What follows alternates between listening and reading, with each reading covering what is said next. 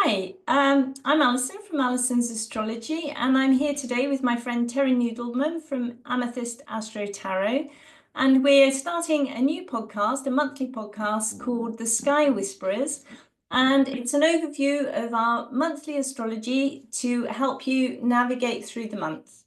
So, Terry is an experienced astrologer and she's also a tarot reader and now currently almost a horary practitioner as well. So, has lots of expertise and I'm really excited to share this with her.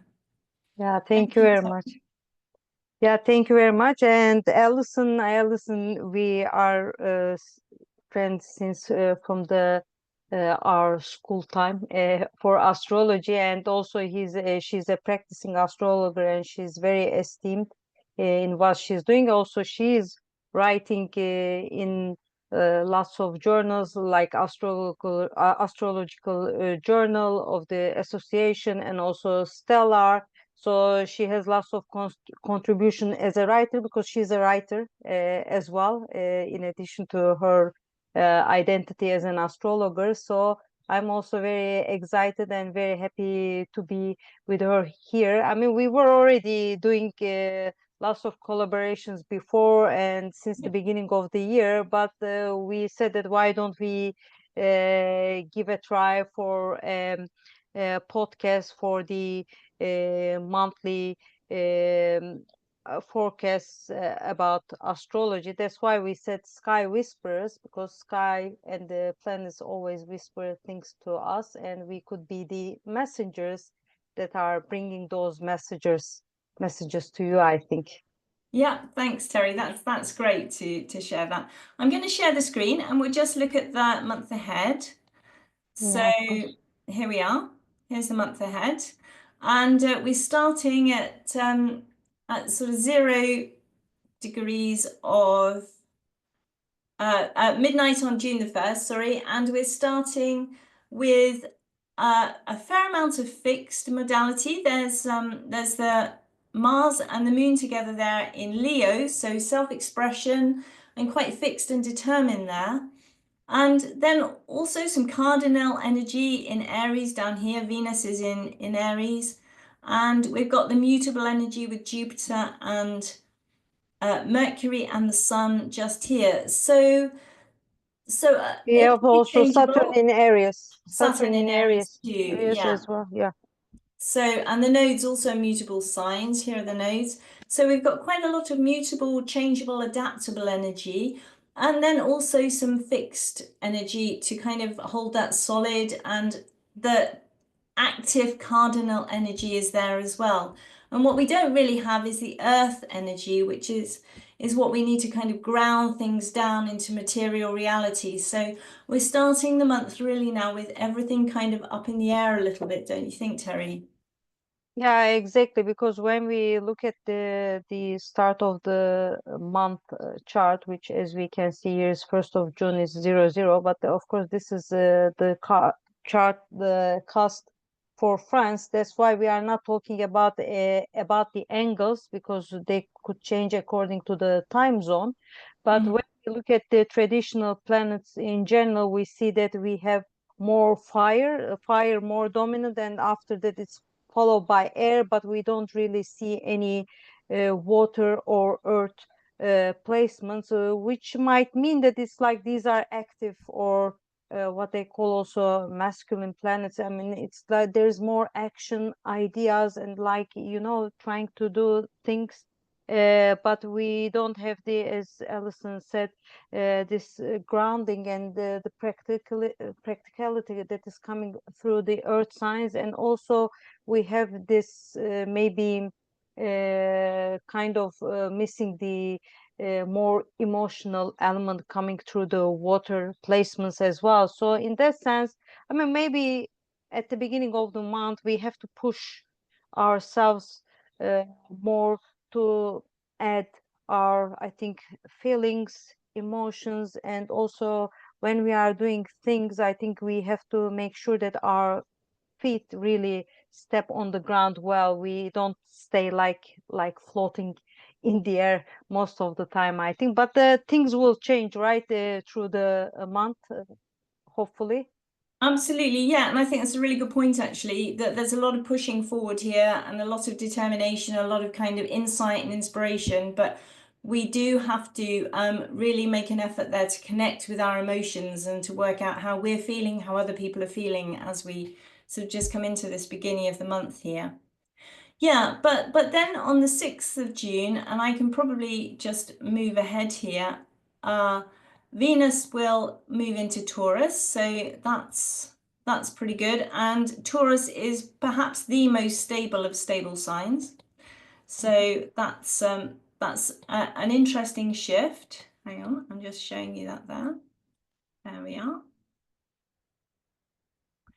Yeah, so this is an interesting shift. Venus moving into Taurus, which hasn't quite got there, and giving us that little bit of stability. And it's just still stability of our values. I don't know what happened there. Sorry. Stability of our values, stability of what we want, what we desire, actually. And maybe we're starting to desire now a bit more stability and just a little bit more clarity about things.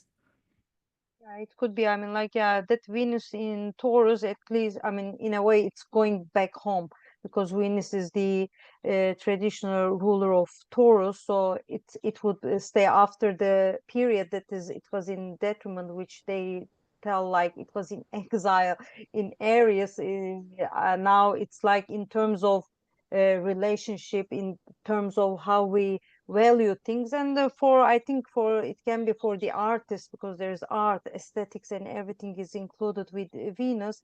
We can come in another area of life. Of course, as they move sign, we move also areas of lives in our natal chart, and we can start like feeling like more stable, steady, and with in terms of relationships and in terms of our values. Of course, there could be in terms of values, there could be more material side as well. I mean, so that Venus in Taurus generally could give that feeling probably. Yes, that's true.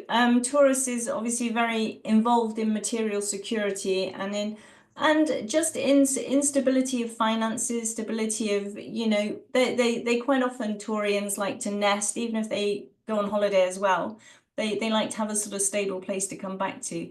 But I think this will be good for people with Taurus and in their charts, strongly in their charts. If you've got a Taurus ascendant, or if you've got a Taurus sun or moon, then Venus into Taurus is normally a positive move, and you start to feel a little bit, don't want to say energized, but more just kind of a little bit more engaged, a bit more yourself, a little bit more involved with the world, if you like. I think it's just a really positive engagement. Yeah, for those of us with Taurus strong in our charts. Yeah, exactly. I mean, so I think Venus in Taurus could give, I mean, kind of nice energy, especially like it's going back home. So it will feel at least more comfortable where it is. I mean, like for that period of time. I think it will only move to Gemini in July. So Yeah. it will stay in Taurus through the month of June in any case. So after Venus moving into Taurus, we come to Mercury moving into Cancer, right? In the Yeah, 8th. exactly. Yeah, that's right. So Mercury moving into Cancer here. So Mercury, our planet of thought and communication. So it's about how we're thinking, how we communicate, and the way in which we think. That's what Mercury kind of is about. So if in Gemini it was, interested, sort of all over the place, sort of going to lots of different ideas, talking to lots of different people. When it moves into Cancer, we're coming back to the sense of belonging, to the sense of home and family, thinking about how we can perhaps preserve things a little bit more, because Cancer likes to nurture and preserve. And as it first of all just connects with Jupiter just here as it moves into Cancer, well, actually it connects with Jupiter, sorry about that, in Gemini. And we have done a whole podcast about that actually, with Jupiter moving into Cancer, going through the signs. So you will probably want to check that out. It's on my website and Teri's YouTube channel. But then once it comes into Cancer Mercury, yes, then there's this very kind of protective sense to it, I think, and creative. It's imaginative too. Of course, I mean, like if we think that it's coming from an air sign, that is more about like also Gemini, it's like more about rationality, and there's also, of course, a social side, going and like I think there's a lot of mental stimulation. Like you enjoy the talks and then Mm. all those mental exchange with everyone that you can find because you can learn more. You can that they have more knowledge, etc. And that kind of thing. And after that, you are coming back home. I mean, in the Mm-hmm. sense that I mean, because Cancer is like family, home, the tribe. I think it's like you are maybe focusing your thoughts and then your thinking and then maybe your communication and everything more on your own family, on your own house. And also, of course, Mercury is about siblings, could be associated with siblings. Maybe it's a time that, yeah, that you maybe more in contact with your siblings if you have any, and then that could be a time of nurturing and taking care of and then trying to understand what you are thinking, and Mm-hmm. that you can share, and then you can get uh, feel that I mean there is a connection between each other. I mean, again, I mean, even there is, but that could be a more like a more emotional period in that sense, maybe with the Cancer. Yeah, exactly. I think emotion is a good point. I think emotion, and it's really imaginative as well, Cancer. And as Jupiter moves into Cancer on the 9th, um, we're going to find meaning through the sense of belonging, meaning through imagination, and the idea of dreams as well. I think it always kind of draws me with Cancer because it's led by the moon, and the moon's over there in Sagittarius, so it's very much about dreaming of. I think some of it's about dreaming of freedom as well. There's a connection though between the moon and Jupiter as Jupiter moves into Cancer. There's what we call a mutual reception. So the two things, I think, a dream of freedom and still this connection to the family as well. But I think it's a very creative, nurturing a sort of ingress this with both Jupiter and Mercury in Cancer. And it's something we've been missing for a while, actually. I think this emotion since Mars left Cancer. And Mars doesn't really like being in Cancer. It can be a bit sort of snipey sometimes, or at least just a little bit overprotective. Um, but Jupiter does. It loves being in Cancer. It is about finding meaning there. So I think this is really nice, and it's going to be there for a while. Yeah, it's going to be there until next year, towards the end of June, probably it would be Mm. staying there, if I'm not mistaken. There are too many dates to keep in mind. So it's like, uh, yeah, that June 9, yeah, the Jupiter will be moving into Cancer. So, I mean, Alison already talked about it, and as she mentioned, we already made a really nice recording about Jupiter in Cancer and its possible meaning in the 12th houses. So I think if you would like to have more information about Jupiter in Cancer, you can just please head to our YouTube channels and please watch that recording. And if you have any comments, we will be happy to hear about them as well. Having Yeah, said that, we jump from Jupiter in Cancer, probably like we don't spend much time on that, and we can head to maybe full moon in Sagittarius on the June 11th. yeah, here we are. Here's the full moon in Sagittarius, and it's kind of on its own over there in the sky, really, isn't it? I think this is a really interesting chart, actually. And I do actually quite like this chart because we've got the full moon there and it's squaring the nodes. So it's a lot of mutable, changeable, adaptable energy again, busy energy. And there's this it's the opposition, the moon, Gemini and Sagittarius, between the community, the local community, and that the sort of siblings and cousins and everything, and then the further away and the long distance journeys and finding meaning in something that's that's further away and is more about faith and travel and those kinds of things. So it's an interesting sort of dichotomy there, and I think with the nodes there, it perhaps shows that that can be a little bit of a tension. You know, do I want to stay here or do I want to go over there? And I think a lot of people maybe are feeling this tension. Where do I really want to be? You know, when governments change in places, start to think, do I want to be in this country? You know, full moon's about making a decision, though, I think as Yeah, well. exactly. Yeah, exactly. I mean, also there's a nice, I think, fire trine there with the True. Chiron, Mars, and the Moon that is within there. If I'm not mistaken, if I'm seeing, yeah, I think I'm seeing it right.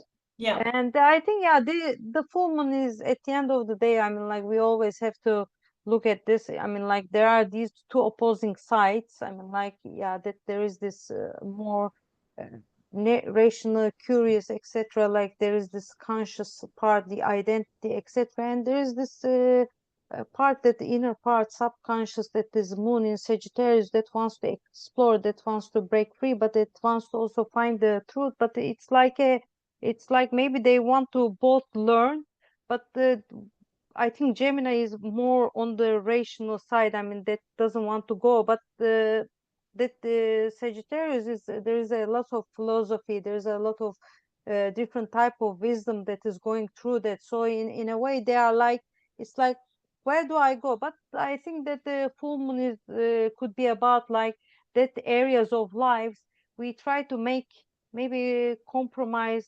a bit on both sides, and try to find that middle way so that we can continue the rest of the journey, because full moon is like from new moon to full moon, that's the halfway, and then full moon to the other new moon is the other halfway. So how do I want to, I mean, pass the other halfway? I came here, what happened, what did I do, what should I bring with myself to the rest of the journey, and what should I leave behind at the end of the day, and what is achieved?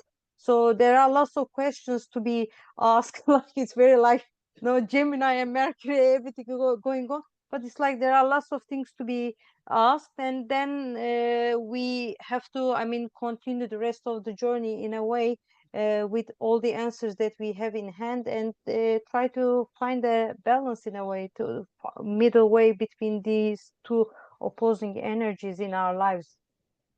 I think that's really, really nice way of putting it, actually, with the yes, I like that.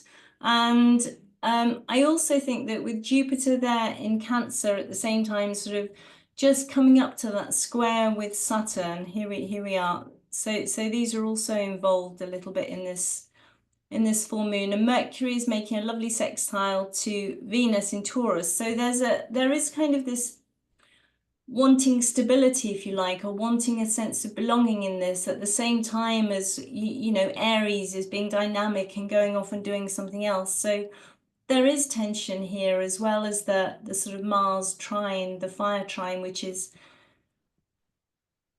expressive, really, and is like, yes, but I need to be creative, I need to do this. And I do think that if you have planets or angles between 18 and around 24 of those mutable signs, that's, I did make a list, Gemini, Virgo, Sagittarius, and Pisces, then you will really feel the impact of this moon, actually, because you know, it's very much, when it's squaring the nodes like that, it's very much a crossroads. It's shown as a crossroads in the chart. It's a decision time. What are you going to take with you?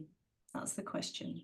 Yeah. Yeah, exactly. I mean, yeah, after June 11, that's the full moon in Sagittarius. Mm-hmm. What do we have? What do we have? It's like we So have the list. yeah, so then we moving on to the Jupiter Saturn square, that perfects, doesn't it, on the 15th, I Yes, think. exactly, exactly.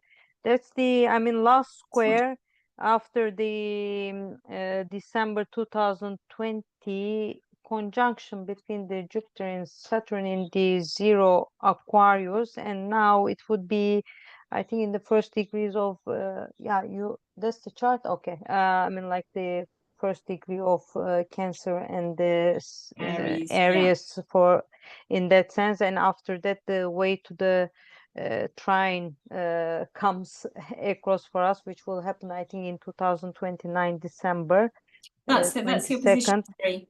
the opposition. Opposition. That's true. That's the opposition. Then, The yeah, we are trines going. next summer. Uh, Next summer. Yeah. Okay. Okay. Yeah. That was the opposition because we were talking about it. That my mind just went like, there is something in December. Okay.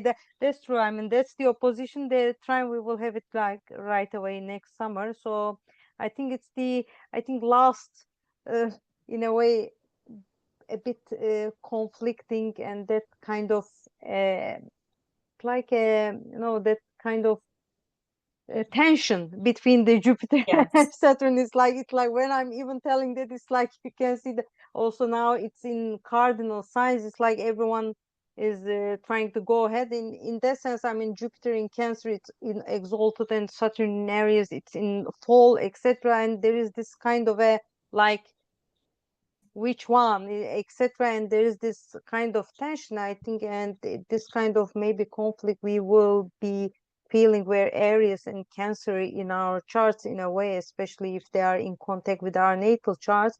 But after this, I think this kind of like, I want to improve, go ahead. No, we have to limit, we have to put a order, and it's like I want something new. No, let's continue with the traditional way, etc. This kind of tension, conflict, Yeah. I think will start easing out, and they After will that. start, Yeah. yeah, after that, after this last square, I think that will start easing out. And this is the last one. I think there had been already, we had the two exact, I think, squares before this. This is the Hmm. last match, in a way, between Jupiter and Saturn. And after Yeah. that, the things will ease out, and maybe next summer we can have that more harmonious, Mm. amicable energy between these two social planets, in a way.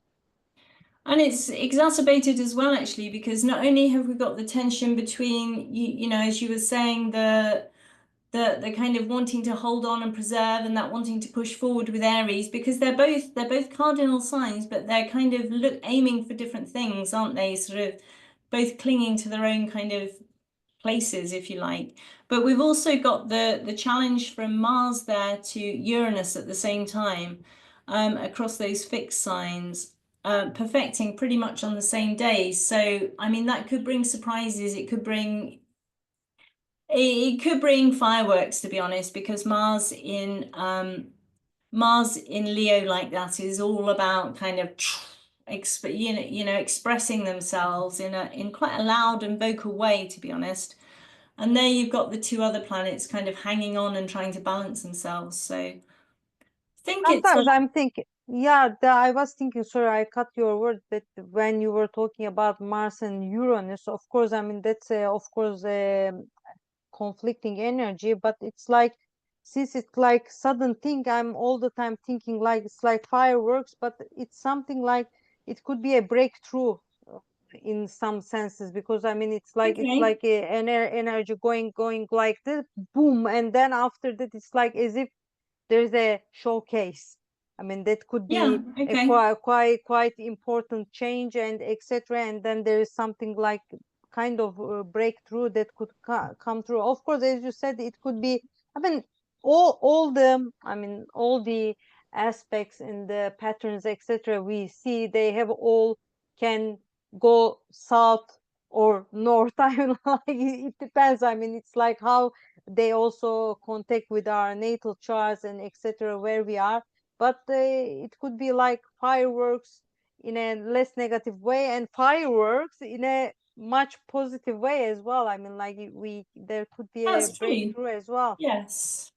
Yeah, that's true. That's a good point. I think we need to just skip quickly to Jupiter Neptune, which is a couple of days later.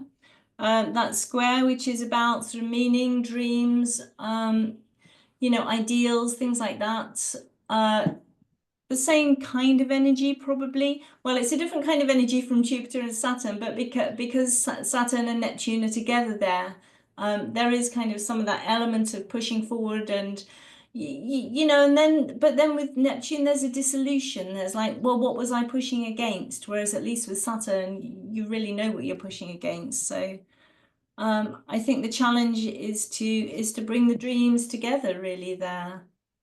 and to Yeah, try.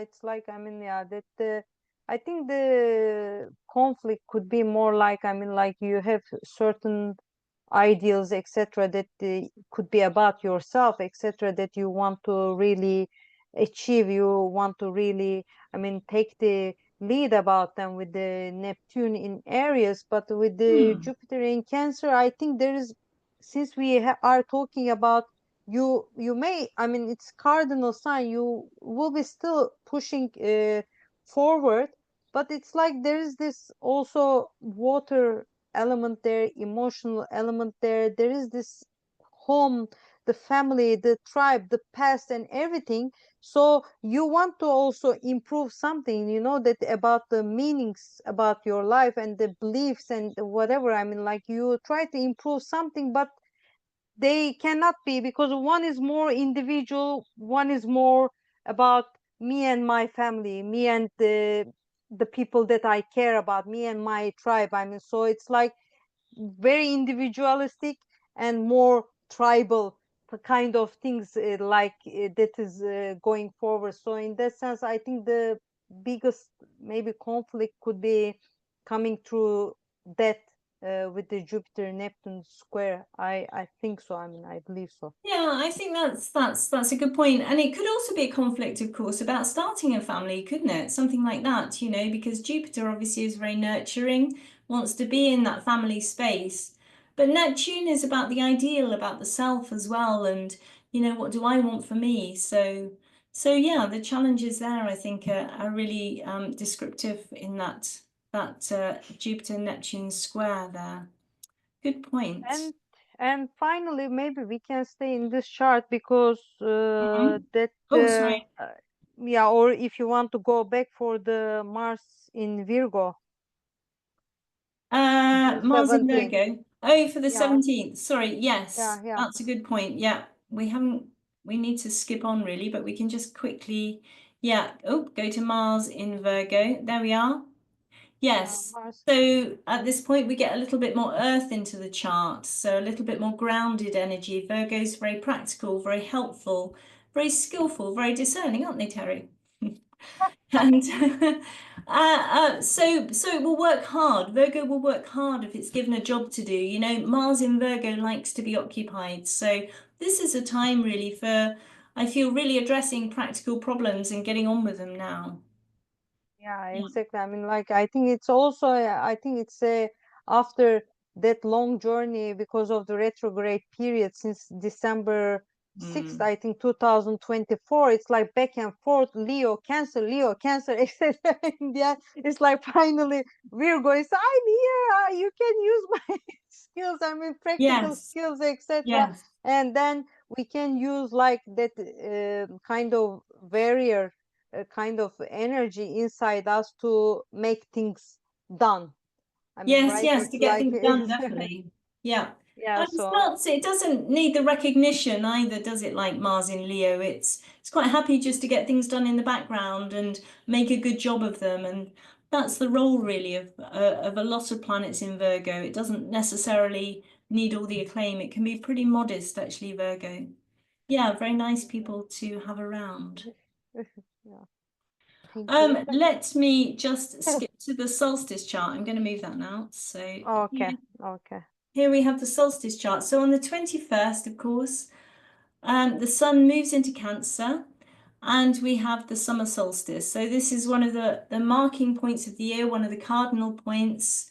We have the 0 point of Aries, the 0 point of Cancer, and then we have Libra and Capricorn.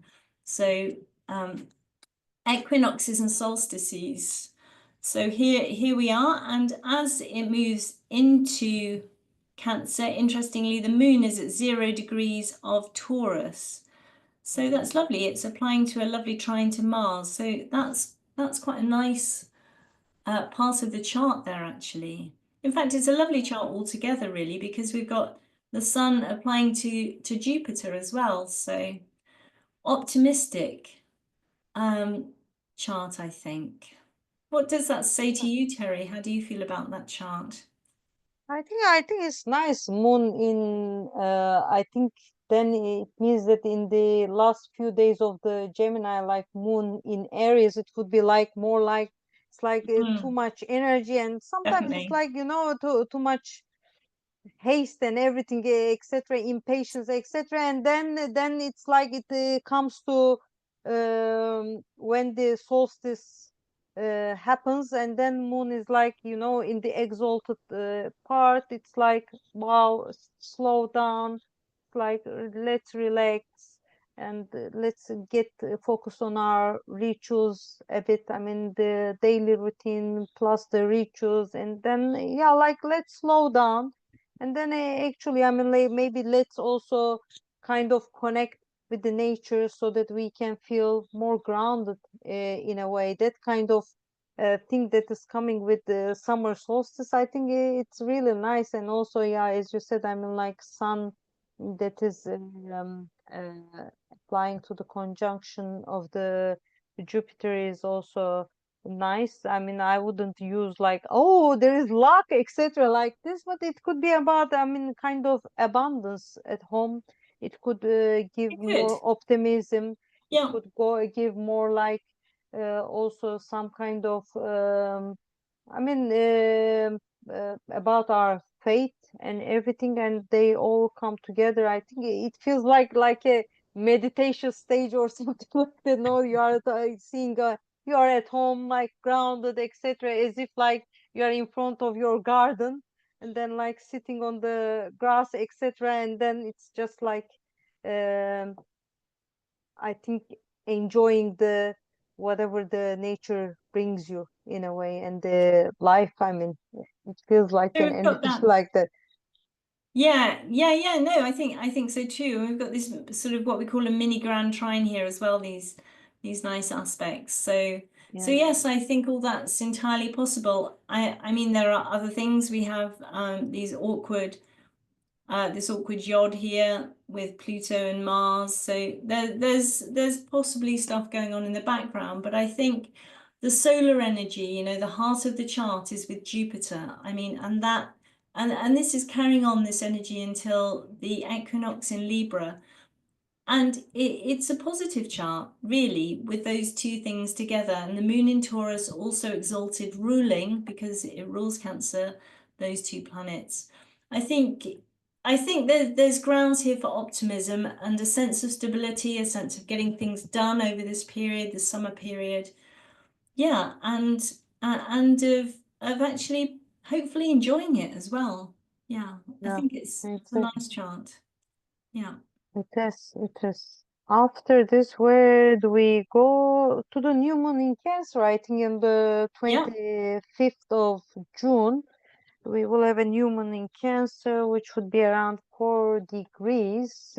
So that's more for the, I think, start of the cardinal placements that could have some kind of meaning. Again, Jupiter is like tailing the sun Yes. and So moon as well there. And in this chart, it's nice in the 10th house. It's like it's like kind of recognition, all right, kind of I'm here. I mean, like it's like showing yourself to the society in a way. No, all the sun, moon, all the luminaries there. It's really nice. I mean, in the the 10th, yeah, this is obviously in France where I am, so it won't be in the 10th house. yeah, of course, But yes, I mean definitely. And if you do have planets around those 4 degrees, 5, 6, 3, 4, 5, 6 of their cardinal signs, and the cardinal signs we have Aries, Aries, Cancer, Libra, and Capricorn. So anything there angles planets. This new moon is just lovely actually. This new moon with Jupiter, really interesting. And then there's the lovely sextile it's making to Mars as well. And that's the first aspect that the moon will make is the sextile to Mars. So I think there's a lot of positivity again in this chart, sort of carrying on from the last one. Although we do have Pluto over here, just kind of being miserable over in the background, sort of up waiting to create problems. But we'll ignore that for a minute and just look at the positivity of that lovely new moon in Cancer with the the practicality of Mars and of Venus as well. It's really, really nice, actually. Focused on family, focused on home, also quite self-protective, but also in Cancer, it's important not to forget that it is a cardinal sign. Elon Musk is a Cancer. I mean, he's not short of being able to do stuff, you know, he knows how to go out and get things done, but does it in a very, I don't want to say touchy-feely way because it's not that, but he must have a sense of emotional sensitivity that enables him to understand how to go about things and to win, essentially. That's Musk anyway. But there is an emotional sense to this chart and a creative one as well. I mean, there's nothing more creative than Cancer, really. It's all about making things. I mean, in some ways, it's about making, you know, making family, making tribe, and it doesn't have to be in a physical sense either. No, Although no, it it could can be be. I mean, without like Mars and Virgo. It could be about it's like, creating tribe out of yeah, a group of people. yeah, it can be. I mean, like if you think that if you think this kind of the stellium in the 11th Mm, house, you can be creating your own community. Maybe it will be a absolutely. start. I mean, like with all those Definitely. emotional connections, etc. You can be starting. I mean, it's like at the end of the day, it's a new moon is like the is like planting new seeds, right? We are Yes. starting something new.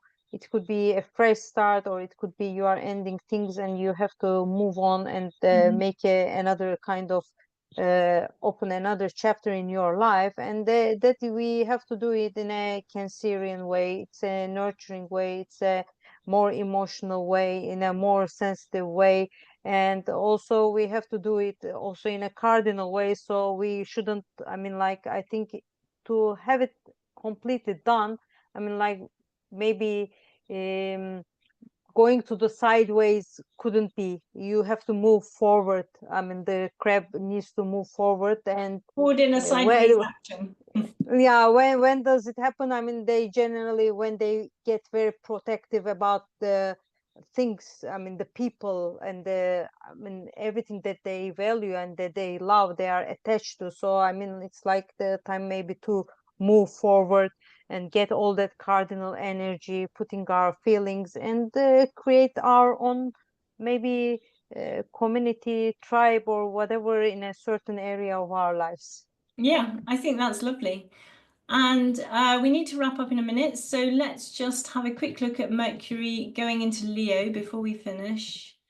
Yeah, Here and we are. And towards the end of the month, zoom, zoom, zoom. June 26th, it goes 26, sorry. to, Too far. yeah, Mercury goes into Leo. That No, could it's be still in like Capricorn. a shine with your thoughts, shine Yeah. with your And ideas. It's immediately like the moon joins them together. So that's the moon who's coming out of that new moon and conjoining with Mercury, who's now just moved into Leo. So yeah, that's about recognition, you know, definitely shining. Here we yeah, are. it's creative ideas, all like whatever, I mean, whatever you have authentic, come bring it to the front, and then we want to see it, show it. I mean, I mean, it's another showcase. I mean, like perform.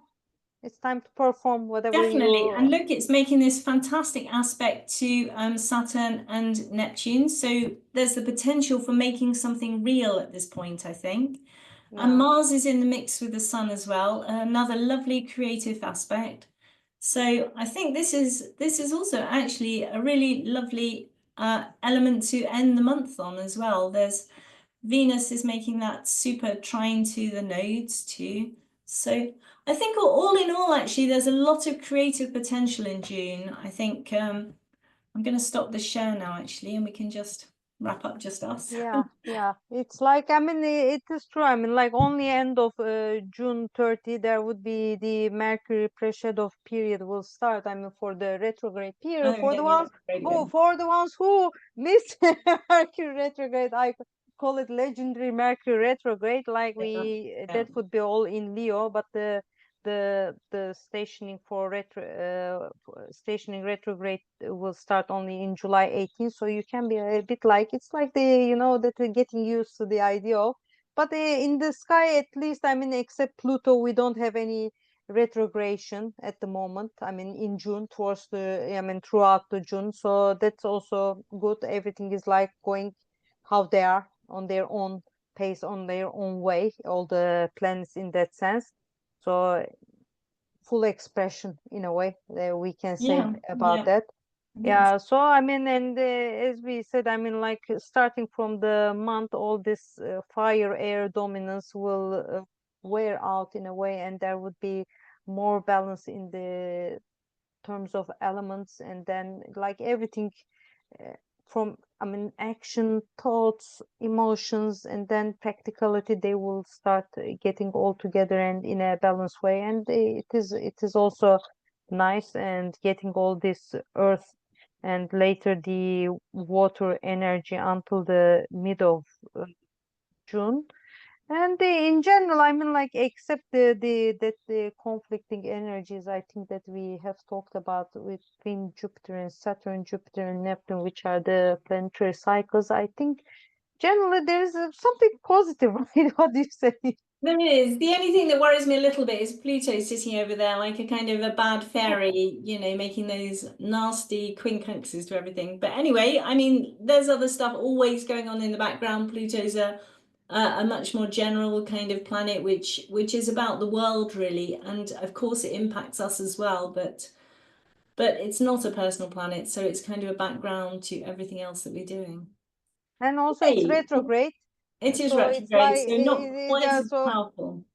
yeah, exactly. So it's not like full power, No, more that's like the reflection period, etc. So I mean, like, whatever transformation, whatever, I mean, like, kind of change that is behind it, I think wouldn't be that impactful as it's during a direct period. So I think that could that's be great. maybe, yeah, So we like should this. I mean, we should stop there, Terry, and wrap up there and say thank you very much for listening. I mean, do check out the rest of our channels, and we hope you'll join us again next month.